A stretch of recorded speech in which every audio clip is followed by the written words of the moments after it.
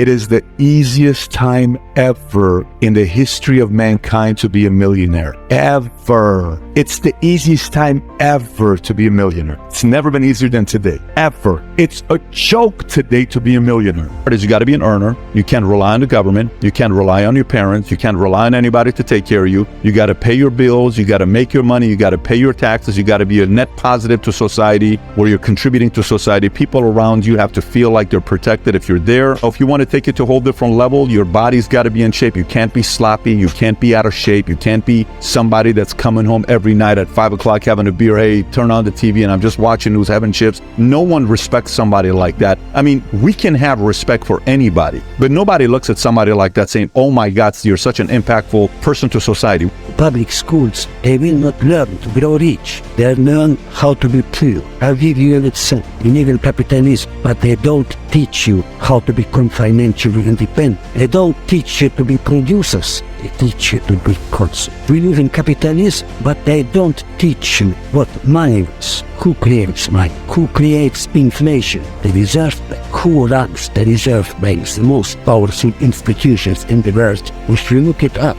we will find out not democracy. We live in capitalism, but they don't teach you how marketing works. Because emotion, psychology, manipulation, this knowledge is used every day in liberal capitalism, but they don't teach you how politics really works, how communism works. Money runs everything. Finally, they don't teach you how to organize yourselves. They learn sheep, not wolves. They learn fabrics.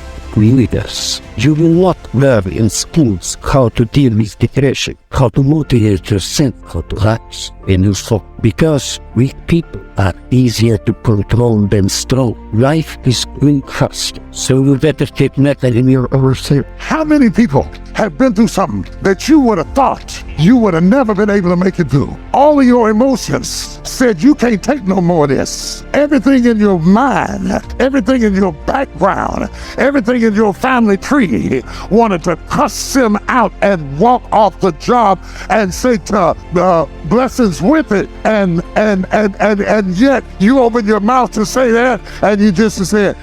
See, revival does not begin with big choirs and fancy preachers. Revival begins with tears falling on the altar. When repentance hits a place, revival starts. The door is closing. Wolves strive for dominance, for authority, let's say. That's probably a better way of thinking about it. One wolf will threaten the other, and they get right to it. They'll get right to the point of fighting. Sometimes they even fight, but generally they don't. And you might say, well, why not? Why doesn't one wolf just destroy another? And the answer to that is something like, well, who's going to bring down the moose? Like, you need the wolf along with you. And so the way the wolves have learned to deal with that, or are biologically prepared to deal with it, is that they'll bristle at each other, and then one capitulates, and when he capitulates, he rolls over and shows his neck, and that means the other wolf could kill him. That wolf is now subordinate, and maybe rightly so in a functional wolf society. So the animals do organize themselves into these hierarchical structures, but they have no second order consciousness of the structures or principles or spirit that constitutes that proper ordering. And it's presented this way because when Moses has the law revealed to him, it's a blinding revelation, right? So it's an event of cosmic significance. It's something like the dawn of self-consciousness in the Garden of Eden. Everyone tells you have to keep pushing. Nobody tells you how. I will tell you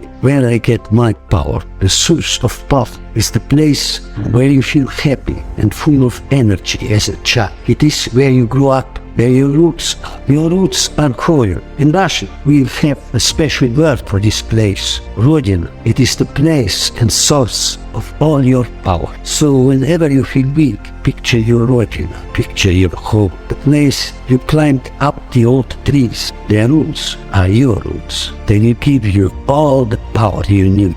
The power to stand up every time when you fall. These dark green days, never forget your origin. Be vulnerable. The only thing you have in a complex situation is the truth. That's all you have. That's why you have to abide by the truth, because when things get complex around you, how do I deal with this politically? How do I deal with this personally? What do I say in this terribly complex situation? All you have there that's solid ground is the truth. That's also why you have to live honestly. It's very hard to tell the truth if you're simultaneously worried that the evidence of your past deceitful misbehavior is going to come to light. And so the reason you abide by the truth is so that you can say what you have to say about what you've done and who you are, and you can do that under impossibly difficult circumstances, and possibly that will sustain you through that.